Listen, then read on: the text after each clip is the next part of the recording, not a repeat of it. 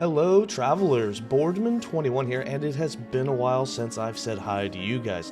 I know it's been months, there haven't been videos, but I am still alive and the channel will still continue to live on. More build guides, leveling guides, and everything related to Last Epoch will start coming out here soon. The next patch is due to drop March 9th. Until then, I will have a few guides and other things I do for you. We just need some more time on the multiplayer server, which will be happening from February 2nd to the 10th.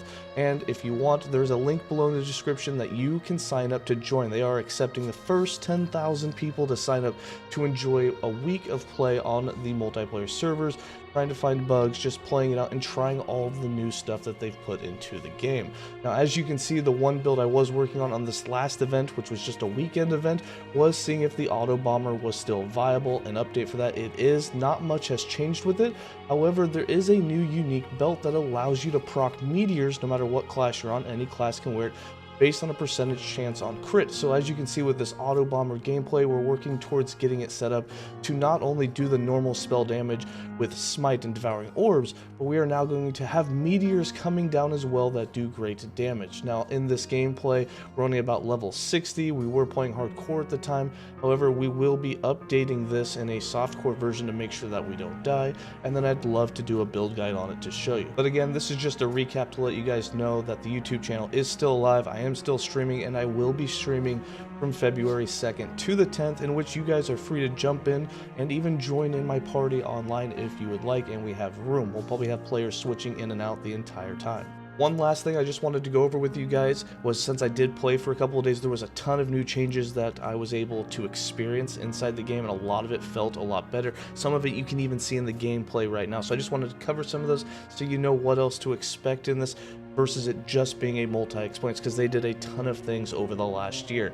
So when hit VFX to all enemies, you definitely notice when you're hitting enemies, it's definitely, especially with the sound on, a lot of new sounds for it as well, you can definitely feel it in game. There's also all new on death effects for a lot of enemies. So when you kill an enemy with fire, it's going to smolder for its death. When you hit them, like you're seeing here with a lot of our void gameplay, they kind of flash that void as they crumble. It's really cool and definitely noticeable, so you can easily tell which type killed them, and it's just a lot more realistic. And then continuing on to that, they did a lot of new death animations, so when things die, it was definitely noticeable that things were dying like more naturally. They were not dying the same way they did before, where they just kind of, you know, got knocked back 20 yards or just fell through the ground. It's definitely a lot more natural and feels a lot better in game.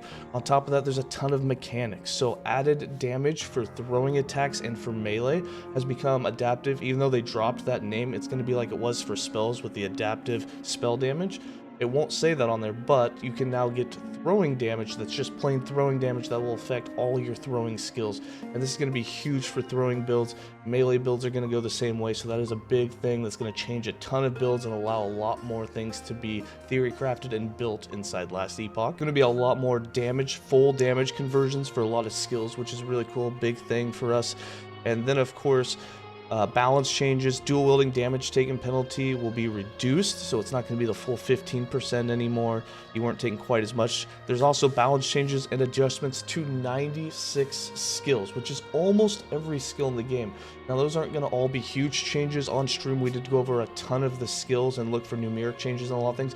One thing I did notice was almost all the skills had all new icons, so a lot of cool new visuals with them, but a lot of them only had like 2 or 3 nodes that were numerically different. That didn't super change the entire skill itself, but would allow for some new options or some better viability, especially in the end game. There was a new login screen when we went in. There's going to be a new friends page chat system, obviously, for the party play. A lot of new visuals and models, including 2 new mage armor sets that will be in the game. There's over 20 skills that are receiving new visuals, including manifest armor, which I wanted to try in the last couple days, but we didn't get time to do it.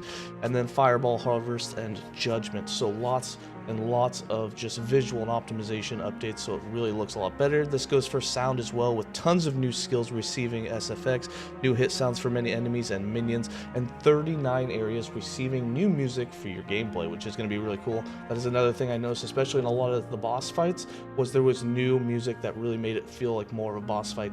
And then lastly, like I was mentioning, is that optimization. They've added pulling support for many abilities, including item abilities, reduced poly counts on lots of levels, and skinned mesh renderings. They've refactored health bar systems for enemies and allies. They've improved performance of on-hit effects, ability casting, visual skill modifiers, stun effects, flash effects, and others, and improved the performance of many high-intensity skills and enemy abilities such as the Primeval Dragon's Breath, Hungering Soul's Avalanche, and then of course a lot more. We don't have the full list, but I do know that I fought the dragon and I didn't have any FPS suffering during it. It definitely felt much smoother. Speaking on that note of optimization, while I played online, I did not drop off the server a single time. Now things could change when we pack it and have more people on the server, but for the event that was just run, my experience with it was pretty flawless. There were some times where we lagged a little bit behind or got some latency, but overall, nothing that got me killed, nothing that dropped me off, nothing that made me relog. So really cool and good experience that I had. Again, hope you guys are excited for this. I'm going to leave you there. Let me know in the comments below if you plan on playing, if you want to party, and just how things have been since it's been such a long time since I've done a video. Have a good one.